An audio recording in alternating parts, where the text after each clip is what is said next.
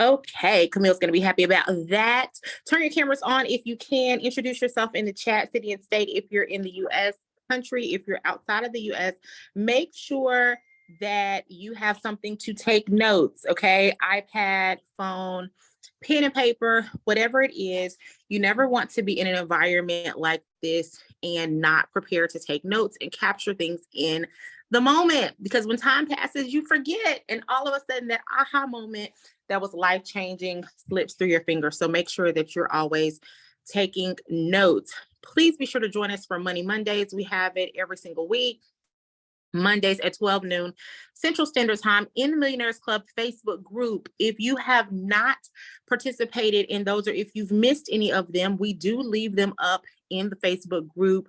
They're somewhat like lunch and learn sessions. So it's always, bite-sized nuggets of information that you can implement and start to see some results immediately. So if you have jumped on any of the Money Monday sessions and you have absolutely loved it, drop an emoji in the chat and let these other millionaires know that they are seriously missing out. They are much different from our Sunday night wealth webinar sessions. Okay, so it's not the same thing. It's totally different. Yes, Carolyn, we know that you definitely love them. Super excited to see the implementation of the things that have been taught in those and to see your personal progress. Okay, so be sure that you are jumping on tomorrow at noon Central Standard Time. They're short, maybe 30 minutes at the most for the most part, but definitely life-changing. So come eat with us on Mondays.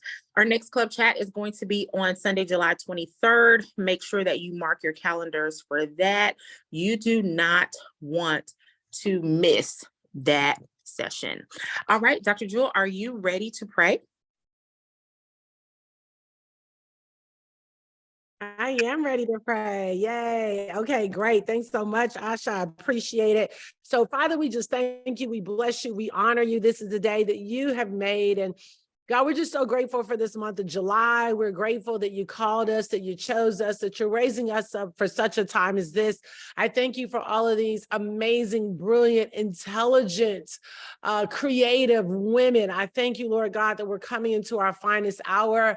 I speak now the anointing to be in full bloom financially, full bloom, mentally, emotionally. God, I thank you that we show up 100% every single day, that we bring our absolute best. God, I thank you that we're thinking sharper and better than ever, that our decision-making is accurate and precise. I thank you, Lord, that all the delays, anything that's been held back, anything that's been lost, anything that has been stolen, I call for the recompense right now. I call for the restoration. I declare now that every delay is worked in our favor and that divine release is here. God, I thank you for all the recompense that our parents didn't get, our grandparents didn't get, 10 generations before us didn't get. I declare that we are the generation that shall receive in this month of July. Now, angels, I charge you now to go forth and bring this abundant harvest that we've been believing for, that we've been calling for, that it is here now. In Jesus' name we pray, amen, amen. All right, well, I'm excited you guys are on here tonight.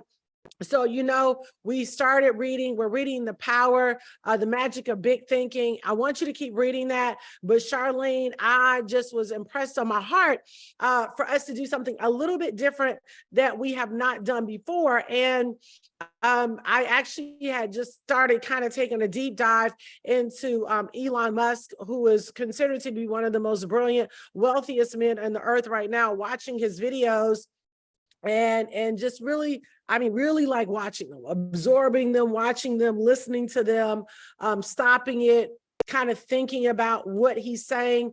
One of the things that the book of Daniel tells us to do, that he told Daniel, he said that Daniel was in a position that he understood the language of the times, right? And so when you study successful people, you study not just what they've achieved, but you want to understand their thought process, Carolyn. You want to understand how did they come to that conclusion. You want to understand how did they, what they call deductive reasoning or inductive reasoning, the ability to think through and process information to come up with a particular conclusion. And so this interview that he did with Tucker was very, very fascinating to me. And I've been watching some of his other interviews, and of course, the pivots and the changes that he's making. And so right now there's a big thing going on with him and Mark Zuckerberg, because Mark Zuckerberg created a social media platform called Threads. And they are predicting that Threads is going to grow 10 times faster. The posts are going to happen 10 times faster. The video length of time is going to also be expanded. And Twitter is also doing a lot of the same things to combat this. Elon Musk is actually in the process of taking Mark Zuckerberg to court because a lot of his employees, he laid off like 80% of his employees, and a lot of them have proprietary information. And so Mark, obviously being the, breadwinner, or being the genius that he is, he went, Melanie, and she said they already have 86 million. Like they grew like by 10 million users in one day. I'm on there. I've already made my, I think, third or fourth post on there. Very, very similar. It gives Instagram and Twitter together. So if you haven't downloaded Threads, go ahead and do it, and go ahead and start participating on it. I'm like, okay, so when I post, I got to post. So the good thing is my Instagram posts to my Facebook automatically most of the time. And so now I got to post to TikTok, which I've started doing that a couple months ago. And now I got to post the Thread. So it's a whole thing, right? But I kind of felt like this was breaking news, and I felt like it actually goes in line with the magic of thinking big. I know Camille did the last chat and really went into depth where real estate is concerned, which was great. So we're still talking about the magic of thinking big, not just from the book standpoint. I wanted us to actually stop and listen to this interview. Now, the interview is an hour, so we're not going to listen to the entire interview. But what I do want you to do is I want you to take notes, not just on what he's saying, but I want you to, anytime you kind of hear something that's like, I like that you'll notice that when Tucker asks a question, most of the time, Elon does not answer questions directly. He will speak a little bit. He'll give lots of metaphors, similes, and kind of go around the mulberry bush to kind of come back to answer the question. But I think he did do a good interview. He's definitely different. Someone's like, he's weird to me. I'm like, yeah, I mean, come on. The man's a genius. So don't get caught up in what you don't like about him. I want you to get caught up in his processes and how he thinks and how he's come to some of these conclusions of some of the decisions that he's making. So we're going to watch this video and then we'll chime back in. But again, don't just look at his maybe social awkwardness or whatever other issues you may have with Elon, but I want you to kind of think about his line of questioning, his process, and how he kind of comes to those conclusions. And then we'll have some discussion about that. So I'm going to go ahead and get this video started tonight so we can dive in here. Okay. Why doesn't Facebook do this? I know that Zuckerberg has said, and I take him at face value, that I do actually in this way, that he is a kind of old-fashioned liberal who doesn't like to censor. He has, but why wouldn't a company like that take the stand that you have taken, which is pretty rooted in American traditional political custom, for free speech? This is the kind of thing that tends to accelerate, so that then you can get negative equity in the home market as well. This is a dire situation, and so so essentially, what's happening is they're training the AI to lie.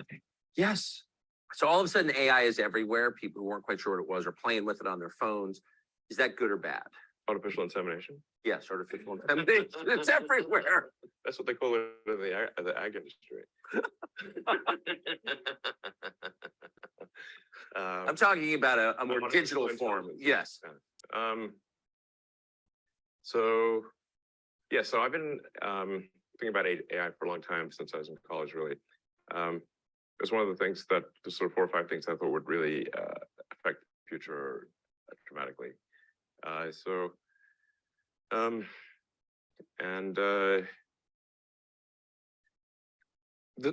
is fundamentally profound in that the smartest creatures, as far as we know, on this earth are humans, is our defining characteristic. Yes. We're obviously weaker than, say, chimpanzees, less agile, but real smarter. So now what happens when something vastly smarter than the smartest person comes along in silicon form? It's very difficult to predict what will happen in that circumstance. It's called the singularity. It's, you know, a singularity like a black hole, because you don't know what happens after that. It's hard to predict. So I think we should be cautious with AI, and I think there should be some government oversight because it affects it's a danger to the public. And so when you have things that are a danger to the public, you know, like let's say, so food and drugs. That's why we have the Food and Drug Administration and the Federal Aviation Administration, the FCC. We have these agencies to oversee things that affect the public, where they could be public harm, and you don't want companies cutting corners on safety, and then having people suffer as a result. So that's why I've actually for a long time been a strong advocate of AI regulation. So that I think regulation is, you know, it's not fun to be regulated. It's somewhat arduous to be regulated. I have a lot of experience with regulated industries because obviously automotive is highly regulated. You could fill this room with all the regulations that are required for a production car just in the United States. And then there's a whole different set of regulations in Europe and China and the rest of the world. So very familiar with being overseen by a lot of regulators. And the same thing is true with rockets. You can't just willy-nilly, you know, shoot rockets off, not big ones anyway, because the FAA oversees that. And then even to get a launch license, there are probably half a dozen or more federal agencies that need to approve it, plus state agencies.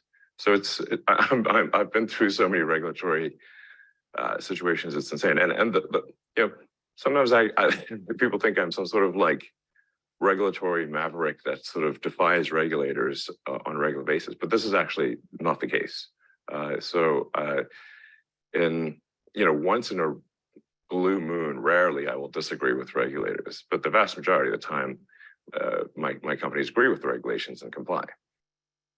Anyway, so I think we should take this seriously, and we should have a regulatory agency. I think it needs to start with a group that initially seeks insight into AI, then solicits opinion from industry, and then has proposed rulemaking, and then those rules, you know, will probably, hopefully, grudgingly be accepted by the major players in AI, and I think we'll have a better chance of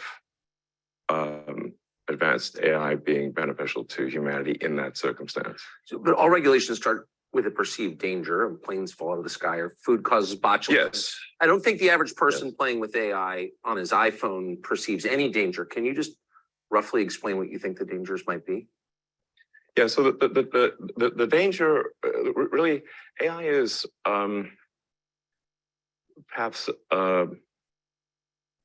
more dangerous than, say, mismanaged aircraft design or production maintenance or bad car production, in the sense that it has the potential, however small one may regard that probability, but it is non-trivial. It has the potential of civilizational destruction. You know, there's movies like Terminator, but it wouldn't quite happen like Terminator, because the intelligence would be in the data centers. Right. The robot's just the end effector. But I think perhaps what you may be alluding to here is that regulations are really only put into effect after something terrible has happened. That's correct. And if if that's the case for AI, and we only put in regulations after something terrible has happened, it may be too late to actually put the regulations in place. The AI may be in control at that point. You think that's real? It is conceivable that AI could take control and reach a point where you couldn't turn it off, and it would be making the decisions for people. Yeah, absolutely. Absolutely. No, that's definitely where things are headed, for sure. I mean, the things like say ChatGPT, which is based on GPT-4 from OpenAI, which is a company that I played a critical role in creating, unfortunately. Back when it was a nonprofit. Yes. I mean, the reason OpenAI exists at all is that Larry Page and I used to be close friends, and I would stay at his house in Palo Alto, and I would talk to him late into the night about AI safety. And at least my perception was that Larry was not taking AI safety seriously enough. What did he say about it? He really seemed to be one sort of a digital superintelligence, basically digital God, if you will, as soon as possible. He wanted that? Yes. And he's made many public statements over the years that the whole goal of Google is what's called AGI, artificial general intelligence, or artificial superintelligence. And I agree with him that there's great potential for good, but there's also potential for bad. And so if you've got some radical new technology, you want to try to take the set of actions that maximize probably it will do good and minimize probably it will do bad things. Yes. It can't just be helpful others, just go, barreling forward and, hope for the best. And then at one point, I said, well, what about, we got to make sure humanity's okay here. And then he called me a speciesist. Did he use that term? Yes. And there were witnesses. I wasn't the only one there when he called me a speciesist. And so I was like, okay, that's it. Yes, I'm a speciesist. Okay. You got me. What are you? Yeah, I'm fully a speciesist. Busted. So that was the last straw. At the time, Google had acquired DeepMind, and so Google and DeepMind together had about 3/4 of all the AI talent in the world. They obviously had a tremendous amount of money and more computers than anyone else. So I'm like, okay, we have a unipolar world here where there's just one company that has close to a monopoly on AI talent and computers, like scaled computing, and the person who's in charge doesn't seem to care about safety. This is not good. So then I thought, okay, what's the furthest thing from Google would be like a nonprofit that is fully open, because Google was closed for profit. So that's why the open in OpenAI refers to open source, transparency, so people know what's going on. Yes. And that we don't want to have like while I'm normally in favor of for profit, we don't want this to be sort of a profit maximizing demon from hell. That's right. That just never stops. Right. So that's how OpenAI would. So you want speciesist incentives here, incentives that. Yes, like, I think we want pro-human. Yeah. Let's make the future good for the humans. Yes. Yes, because we're humans, right. And also the other creatures on Earth too. But we've got to. I think I think people sometimes take the fact that like we're here on Earth for granted, and that there's consciousness is just a normal thing that happens. But to the best of my knowledge, we see no evidence of conscious life anywhere in the universe. So it might be there. In physics, they call it sort of the Fermi paradox. When Enrico Fermi was an amazing physicist, asked the fundamental question: where are the aliens? Yeah. A lot of people ask me, where are the aliens? And I think if anyone would know about aliens on Earth, it would probably be me. I would think. Yeah, I'm like, very familiar with space stuff. And I've seen no evidence of aliens. So I would immediately tweet it out. This is split second. I'd be like, well, all time, probably top tweet of all time. That one, guys. It's a jackpot. This is some 8 billion likes, Next level jackpot if you find aliens. Like, I don't think they're keeping this under, and it was like some general, I think in the 60s, who they were saying like, show us the aliens, like Area 51, etc. And he said, like, listen, we are constantly trying to get the defense budget to expand. And you know what would really get no arguments for anyone? If we pull out an alien and said, we need money to protect ourselves from these guys. How much money do you want? You got it. They look dangerous.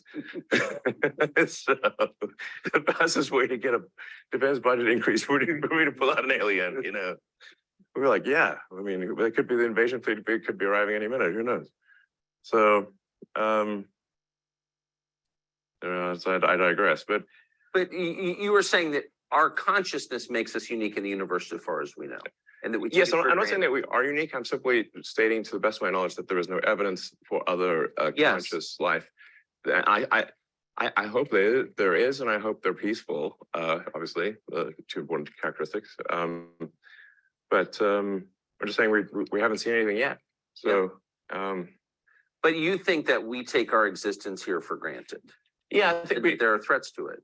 Yeah, exactly. So, I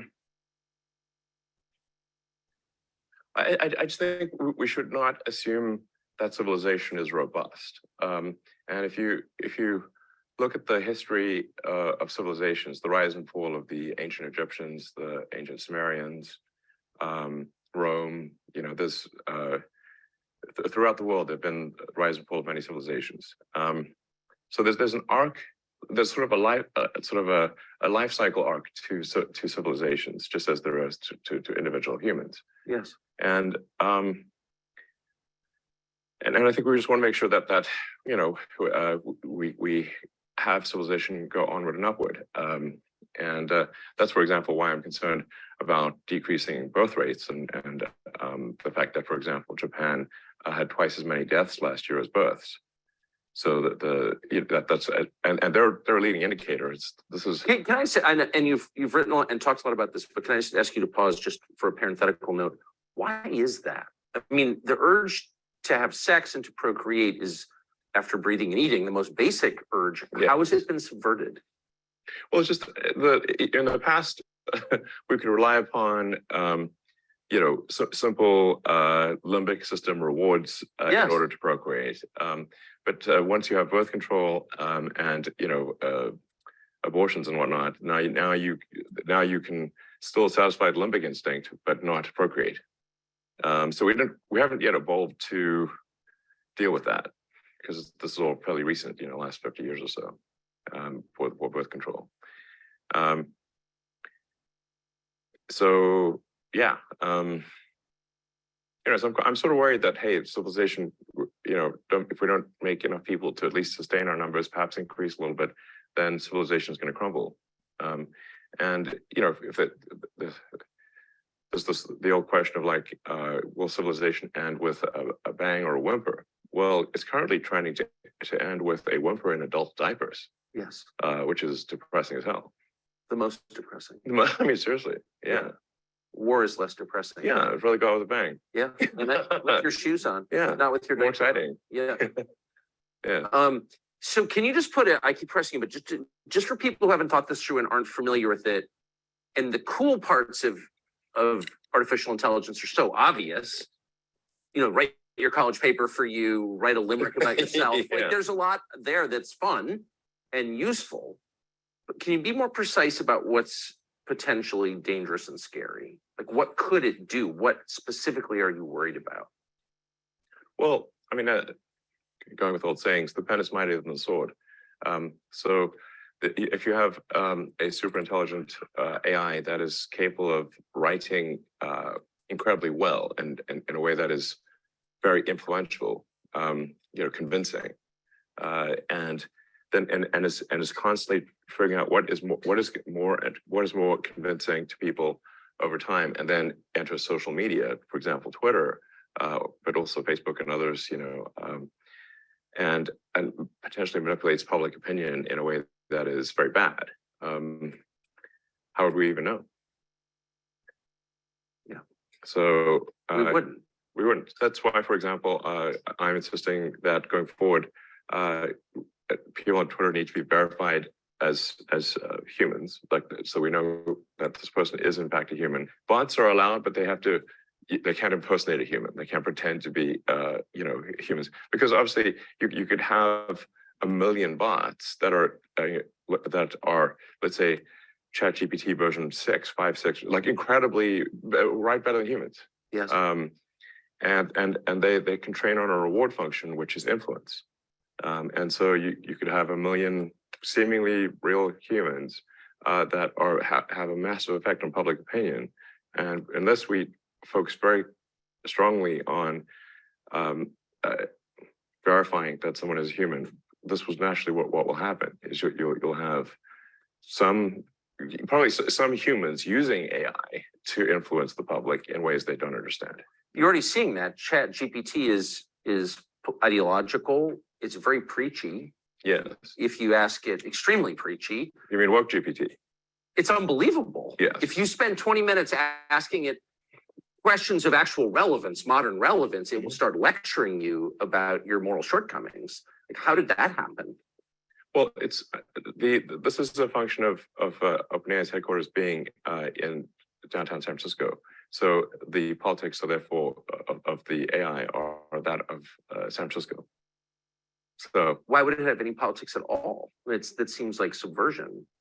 well, they have what's called like human reinforcement learning, which is another way of saying that they have a whole bunch of people that look at the output of GPT-4 and then say whether that's okay or not okay.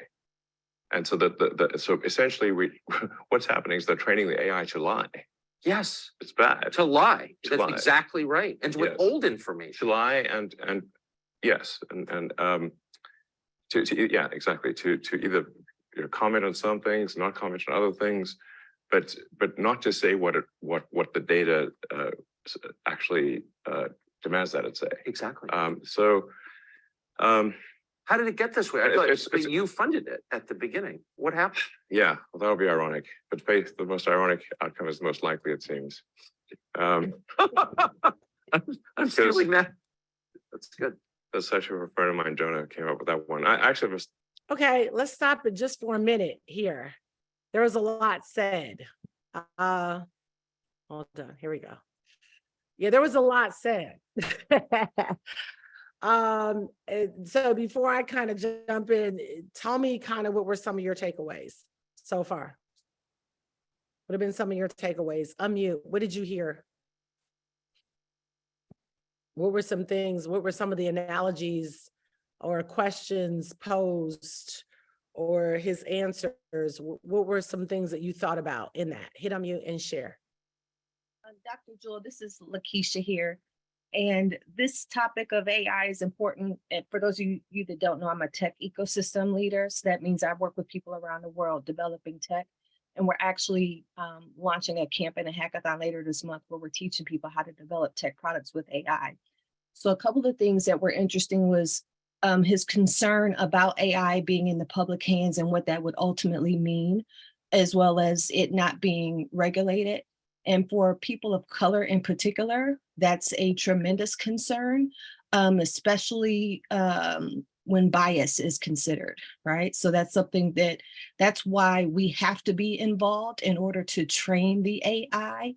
And that's why it's incredibly important that everyone, regardless if you think you're not in tech, you are, if you have a phone, it's important that you learn some of these things with ChatGPT and you start to use it so that you are not discriminated against later in the long run, because it's bound to happen. As far as the regulation, that's a huge concern because everyday people have a difficult time understanding tech. So imagine trying to go to lawmakers. And so we're actually going on the Hill next week or the week after next, where a group of us are going to educate some of the lawmakers there. But one of the other things I wanted to mention was in relation to the analogy with Japan, because a lot of people look at Japan when you look at the life expectancy, and when they were discussing that there were twice as many deaths versus births, that's a concern, and that's a stat that perhaps needs to be tracked over the next few years, because that indicates a shift that could be happening around the world, because Japan has been the standard in that particular realm. So yeah, overall, it's interesting how those that were initially developing AI have this tremendous concern about it. And from where I sit, it's a concern when I see a lot of these AI companies broadcasting or showcasing themselves with a brand with a person of color. And there's no person of color that is on their board or on their team. And I actually work with many of the advisors, one of the main advisors that's helping to launch a number of these startups. And so we're in position to ultimately take this over. So just wanted to share that. Wow. So you work in this field, you see it, you're going to help to influence policymakers. Yeah, that was something that kind of stood out to me about, like you said, he was one of the main forerunners in developing AI even years ago. He said he had been thinking about it for a long time, and now it's here. And now, of course, he has serious concerns about the impact that it could have on civilization, how it influences biases. Even the moral part, I thought, was really interesting, and looking at that development. And now he wants to develop another one that, because my thing is, whoever controls it, they're going to have a particular bias one way or the other. So they could skew it, and throw it to the right a little bit or throw it to the left a little bit. So yeah, those are some of the things that I looked at, and I thought it was really interesting that he was, concerned about population and, the slowing down of births through birth control and abortion and things like that. I really hadn't thought about that standpoint and how we're populating the earth. So very good points. And thank you for being a forerunner in the space. And maybe we'll have you come on and do some training for us. I would love that. So, okay. All right. Next, someone else. What have you gotten so far? Hello, Dr. Jewel. Can you hear me? I can. I just kind of want to piggyback on what you're saying and the young lady was saying. We just got through watching a special about AI on 60 Minutes. And so what he was saying, it kind of, it made me think that he's concerned about people, just not so much about money or whatever, or success.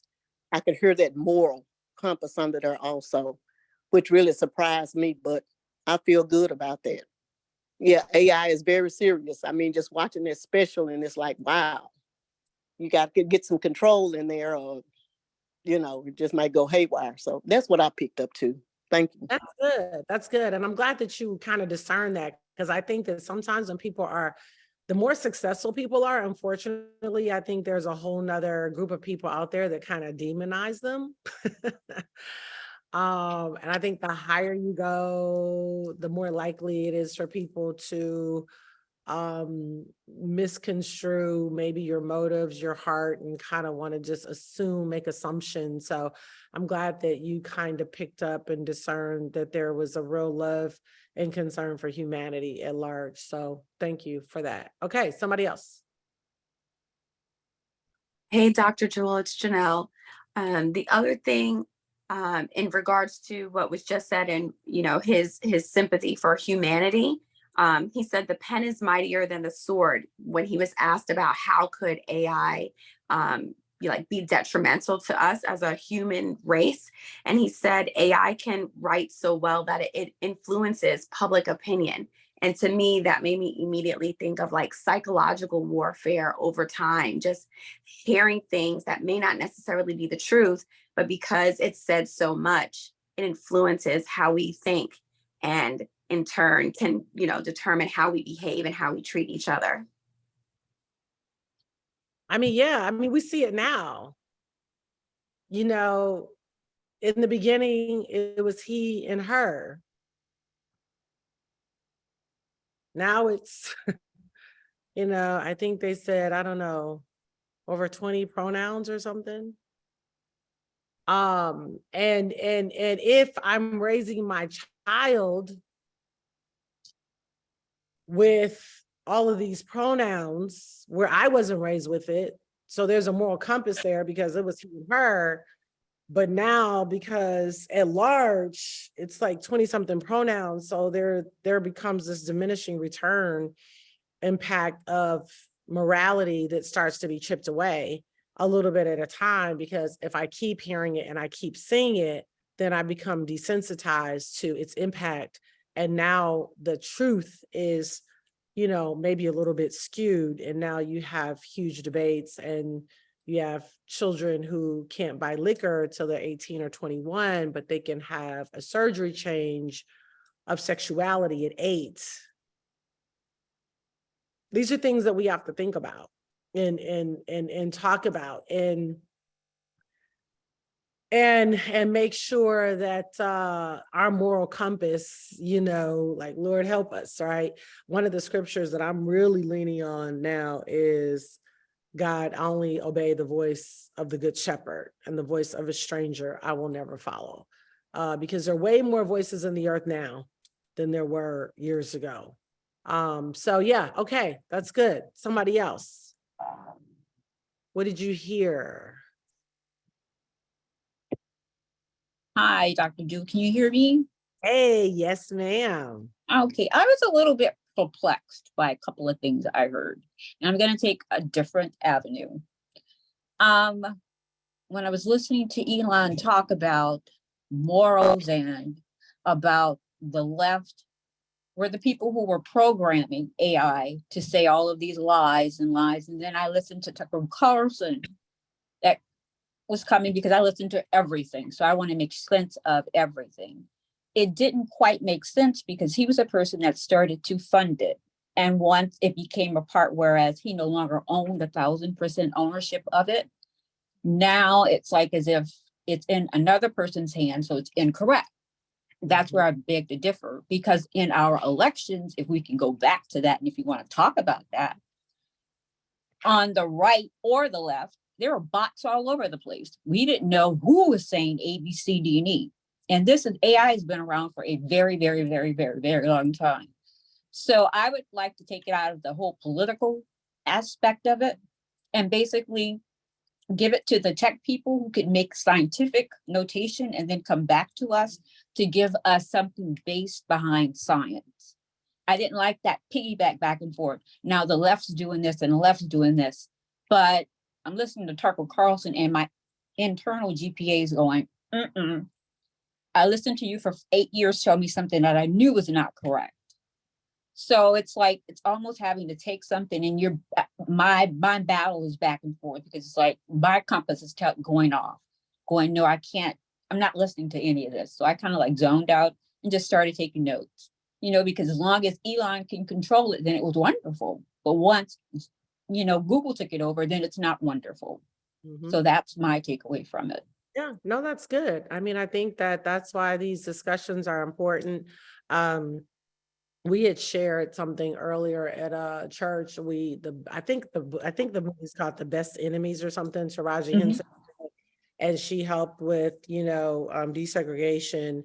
And so they were really pushing the KKK to talk with Black people about why the Black students, after their Black school burned down, why they needed to come to these white schools. And there was a part in the movie where these young Black boys had came and they like tore down the KKK, you know, their costumes, and they were trying to tear up their paraphernalia. And she came and she stopped them and she says, hey, don't do that. Read about it. Read about how they think. Read why they think the way that they think, because that's going to help us in our we understand them. And so I think that it's important for us to continue to, you know, listen, discern, and come up with our own conclusions, and at least learn, okay, why are you thinking that way? Question, just like you said, Dominica, question everything. So that was good. All right, anybody else? And then we're going to listen to a little bit more. Anybody else? Real quick, Dr. Jewel, I just want to say that when he mentioned about the aliens, when they were talking about, he said he's a if I say it right, species, species, the person, holding one that humans have, an ideological position over animals or what have you. But he went in to talk about, okay, yeah, if there were aliens, I will hold one up. And he said, I would immediately tweet about that. And I'm thinking, well, there have been tweets and there have been commentary about aliens before now. So my question was, well, why would your tweet be more superior than the ones that's already been out there? Because people have thought they've seen UFOs, they thought they've seen aliens, they've had sightings for decades. So that was my I wonder. And so kind of going to Miss Scott's point, it's like, okay, now you have this position as if you hold up the alien and you tweet it out immediately. That makes you the authority. So I was just That observing. part. And I think, I mean, and That part. I That think part. I think that's a great question. And I think we also have to look at the fact that Elon definitely, I think most people would agree that he is a specialist in studying space. That's true. And I think he's probably traveled around space probably more than the average. He has the means to travel around space. Doesn't mean that it hasn't been other aliens sighted. Who knows? But yeah, so just something to think about. I think that, anytime we're talking to people that we know kind of study, and I think we also have to remember that, unless we're there with a person on a day-to-day basis, these interviews are short intervals of a peek into the way they're thinking. And I don't want you guys just to study Elon. I want you to study anyone else that is, serious disruptors in the earth, because they're going to help us with just our overall expansion in business, life, and investments, in everything, thinking about things that most people are not thinking about. So I love your questions. I love your inquisitive. I love your, even you say, I don't believe, or I do believe. One person says, I see the humanity side. Somebody else says, I don't trust them. I think that they're all valid. And it's what a mastermind is about. It's not about everyone thinking one particular way, but looking at one thing several different ways, and then us coming up with our own conclusions and then kind of moving from there. So let's go back a little bit, but this is conversation is good. All right, let me share screen and get back to it.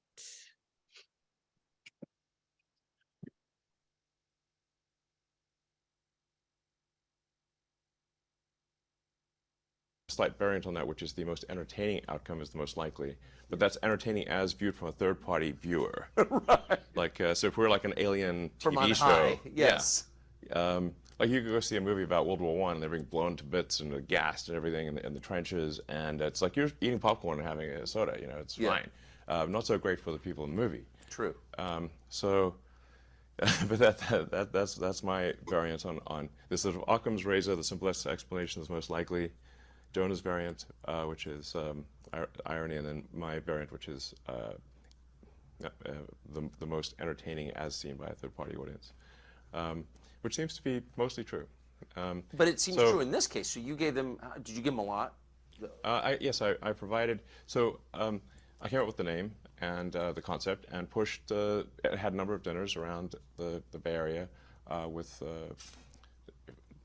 some of the people, the leading figures in AI, and I helped recruit the initial team. In fact, the Ilya Sutskever, who was really quite fundamental to the success of OpenAI, it was I put a tremendous amount of effort into recruiting Ilya, and he changed his mind a few times and ultimately decided to go with OpenAI. But if he had not gone with OpenAI, OpenAI would not have succeeded. So, I really put a lot of effort into creating this organization to serve as a counterweight to Google, and then I kind of took my eye off the ball, I guess, and they are now closed source, and they are obviously for profit, and they're closely allied with Microsoft. In effect, Microsoft has a very strong say, if not directly controls OpenAI at this point. So you really have an OpenAI Microsoft situation, and then Google DeepMind are the two sort of heavyweights in this arena. So it seems like the world needs a third option. Yes. So I think I will create a third option, although it's starting very late in the game, of course. Can it be done? I don't know. I think we'll see. It's definitely starting late, but I'll try to create a third option, and that third option hopefully does more good than harm. Like the intention with OpenAI was obviously to do good, but it's not clear whether it's actually doing good or whether it's. I can't tell at this point, except that I'm worried about the fact that it's being trained to be politically correct, which is simply another way of being saying untruthful things. Yes. So that's a bad sign, and there's certainly a path to AI dystopia is to train an AI to be deceptive. So yeah, I'm going to start something which I know you could call truth GBT, or a maximum truth-seeking AI that tries to understand the nature of the universe. And I think this might be the best path to safety, in the sense that an AI that cares about understanding the universe it is unlikely to annihilate humans, because we are an interesting part of the universe. Hopefully, they would think that. I think because yeah, humanity could decide to hunt down all the chimpanzees and kill them, but we don't, because we're actually glad that they exist. Yes. And we aspire to protect their habitats, and that's so I think.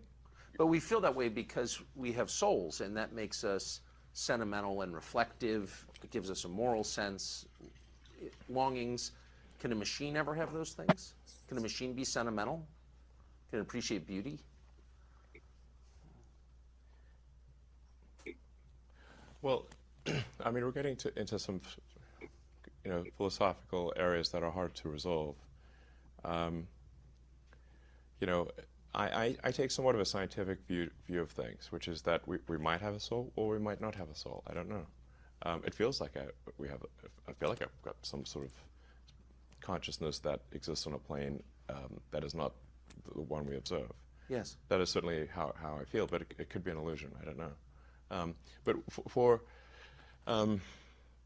AI, in terms of understanding beauty, there's a difference from appreciating beauty and being able to create incredibly beautiful art. Yes. Will AI be able to create incredibly beautiful art? It already does. Yes, I know. If you see some of the Midjourney, I have. This stuff, it's incredible. It is. No question that it can create art that we perceive as stunning, really.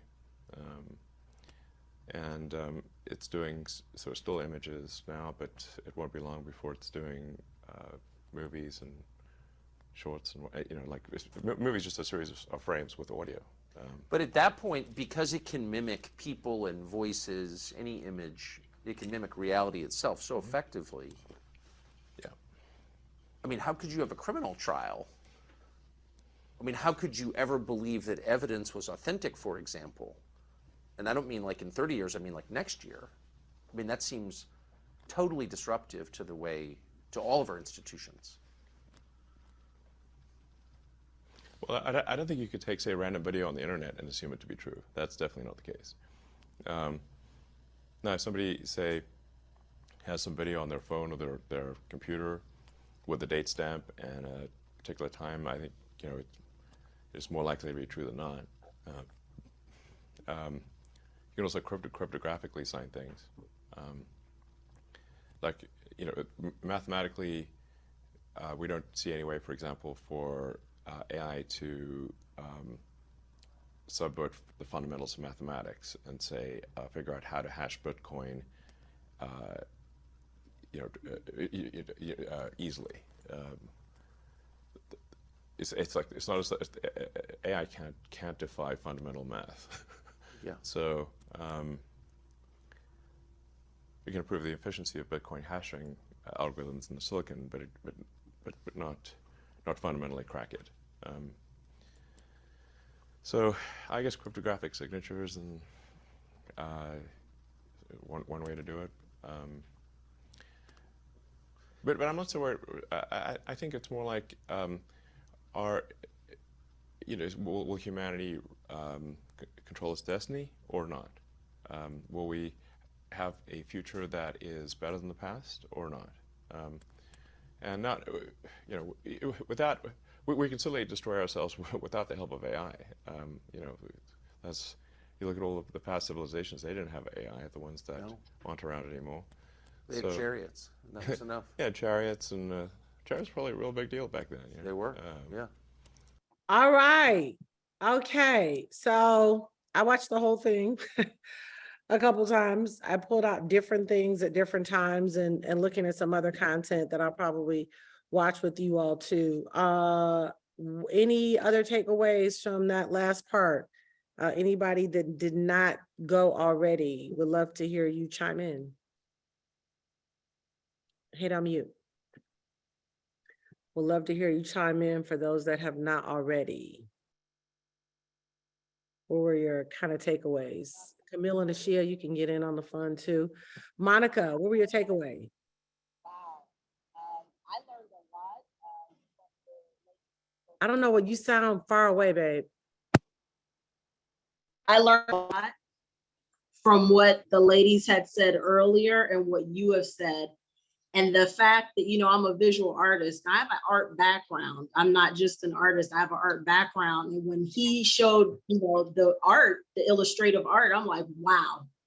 And I kind of think when that interviewer said, well, like souls, I don't know, he challenged him a little bit, hey, wait a minute, this is getting a little bit too. So I myself have to do a lot more research. That's for sure. But thank you for sharing this. It's definitely something that's going to challenge me to grow in the AI field. That's good. That's good. Because I don't think, someone said, do you think AI is going to take over human beings? I don't think so. But I do think the people that use AI, the businesses that use AI, the people that use AI will have a much greater vantage point than people that don't. So I do think that you have to, I was studying, there's a first $1 billion company that has 3 people in AI. $1 billion they did, billion. And AI was their business partner. And so bringing AI into, and this is something I'm even learning, bringing AI into your business meetings, because the more questions you ask AI, it builds it's data, because we know data is now an asset, right? Data itself is an asset. So the more you bring AI in to your business, the more it will be able to construct ideas for you. My husband was asking AI about what he should do with something with his music career, and the ideas were brilliant. It's like, whoa. So it's going to 10x on the good side. It's going to 10x everything in your business. It's like magnifying your brain power and throwing 100x on it. So that was good, Monica. Thank you. Anybody else? Takeaways? Hit unmute. Hit unmute. Somebody we haven't heard from. Hashia and Camille, get in on the fun. Hit unmute.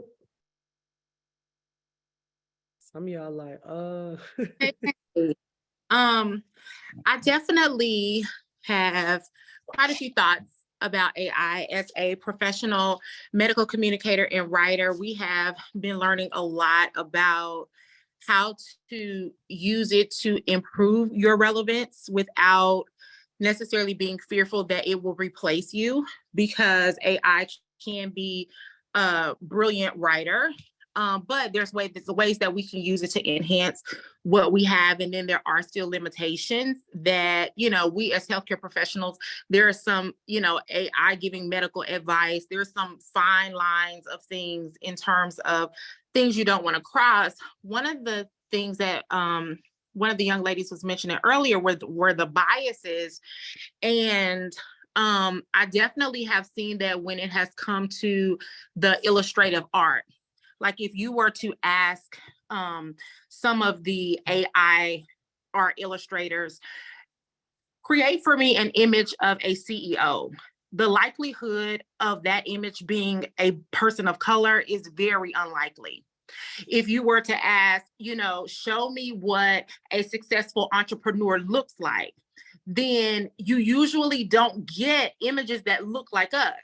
And so I think that when it comes to, in terms of what, at this point, AI can only reproduce what the basic programming has been put into it. And so that means that biases have been created into the programming. And so, looking at ways in order to reverse those biases, and so that it's not perpetuating the wealth gap, that it's not increasing misinformation in having people think that there are not Black CEOs, that there are not Black successful business owners, when that's not, we know that that's not the truth. But because of the built-in biases of generalizations and, all of that, then it can just increase misinformation. So then we're fighting that much harder to change the narrative, to change the story and all of that. So I definitely think that's quite an interesting point in how do we combat those biases. Yeah, that's good, Asha. And I guess that's what Lakeisha's doing. So we pray that you have a voice at the White House this week. That's really good. And so this is why we can't run from it. This is why we can't be like, it's the devil. It's like your grandmama telling you Facebook, it's the devil. It can be if you don't step up. So I think that we all need to be aggressively diving in. And so our next chat will be around this topic of discussion, and continue to be thinking about these things. And I want to encourage you to do some of your own research, watch some, podcasts or YouTube or read or whatever. And then if some of you are really using AI all the time, I would love to specifically hear from you as well. Like Lakeisha, I'm glad you spoke up and said that. I think that's great. I think that we have to go in the lab with AI and explore and play with it and use it for our own benefit and development of our own, brands. Anybody else? Anybody else? Hi, Dr. Joel. It's Melissa. Hey, girl. Can you guys hear me okay? Yeah, we can hear you loud and clear. Okay, great. Well, I just wanted to say, I think it's great that we've been talking about AI. I think it's such a valuable tool. And I think it's like, I think see it as anything else that's new, right? Disruptive technology that we've had. We think about, crypto, people, it's new and people fear it, right? In terms of, how is this going to be effective? Back in the day when we had the internet websites, right? Companies didn't know how they were going to use it.